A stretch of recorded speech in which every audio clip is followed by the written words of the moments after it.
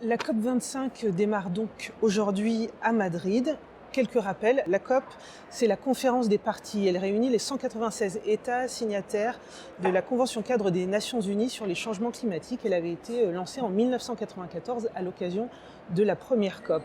La réduction des émissions de gaz à effet de serre. En 2018, 55,3 milliards de tonnes d'équivalent CO2 ont été émises à l'échelle de la planète. Et pour respecter les objectifs de l'accord de Paris, il faut qu'en 2030, ces émissions soient réduites de 55%. Et les grands pays émetteurs sont donc largement attendus au tournant à l'occasion de cette 25e édition de la COP.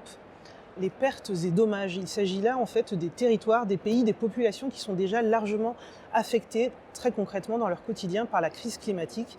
Et là aussi, l'attente est forte, la mise en place d'un fonds avec des financements clairs, engagés, multi-acteurs pour apporter des solutions concrètes.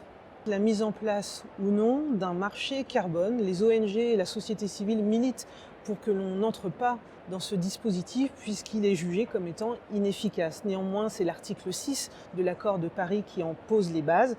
Antonio Guterres, le secrétaire général des Nations Unies, a insisté sur ce point lors d'une conférence de presse.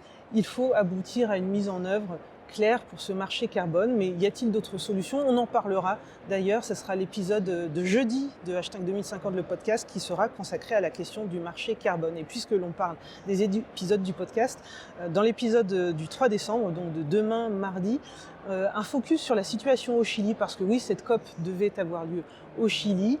Je vous mets un petit extrait tout de suite. Évidemment, c'est pas du tout la hausse de tarif du ticket de métro, hein. C'est encore la jeunesse qui nous a ouvert les cieux, si vous voulez, nous a réveillés. Et c'est les 14, en fait, octobre que ça a commencé. Elle, c'est Lisette Alvarado Torres. Elle est chilienne, comédienne, activiste féministe, activiste pour l'égalité.